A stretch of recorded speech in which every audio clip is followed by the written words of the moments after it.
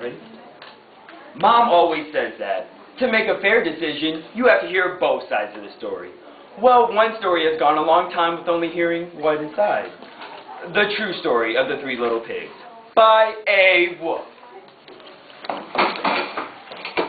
Everybody knows the story of the Three Little Pigs, or at least they think they do. I'll let you in on a little secret. No one knows the real story because no one has ever heard my side of the story.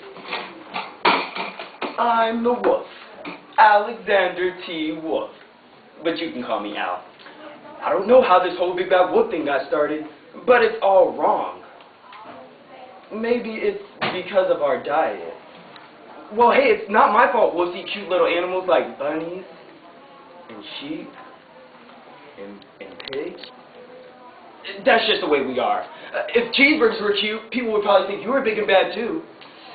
But like I was saying, this whole big bad wolf thing is all wrong. The true story is about a sneeze and a cup of sugar. This is the real story. Way back in once upon a time, I was making a cake for my dear old sweet granny. I had a terrible sneezing cold, and I just ran out of sugar. So I walked down the street to ask my neighbor for a cup of sugar. Now this neighbor was a pig, and he wasn't too bright either. He built his house of straw.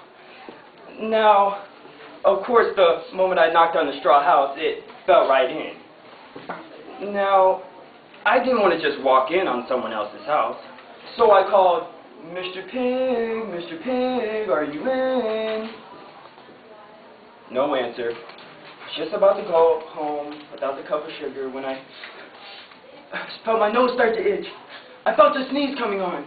Well, so I huffed, and I snuffed, and I sneezed a great sneeze.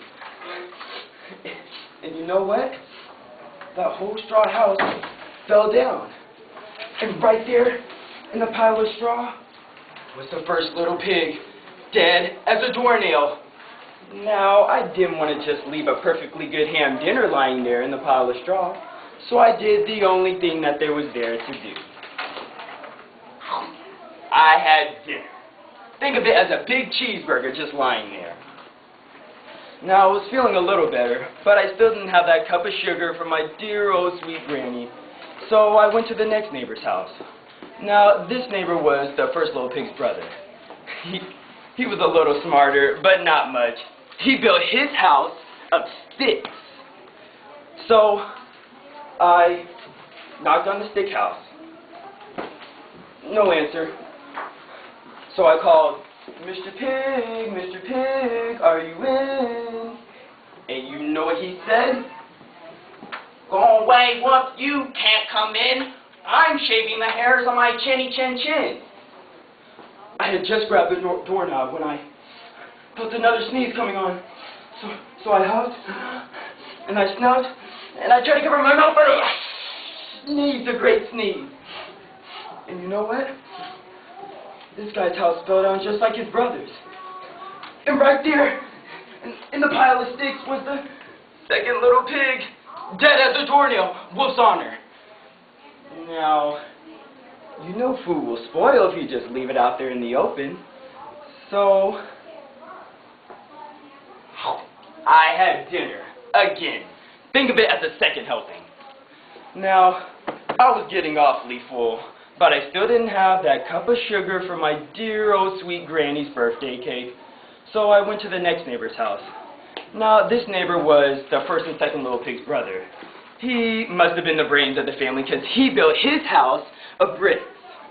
So I knocked on the brick house. No answer.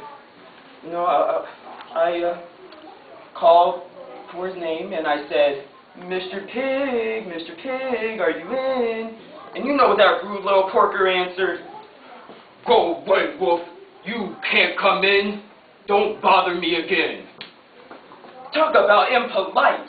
He probably had a whole sack full of sugar and he wouldn't give me one little cup for my dear old sweet granny's birthday cake.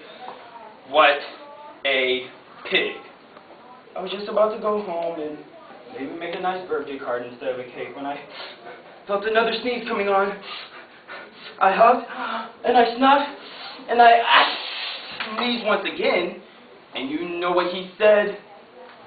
And your old granny can sit on a pin. Now, I'm usually a pretty calm fellow, but when someone talks about my granny like that, I just go a little crazy. When the cops drove up, of course, I was trying to put my gun to fix the door.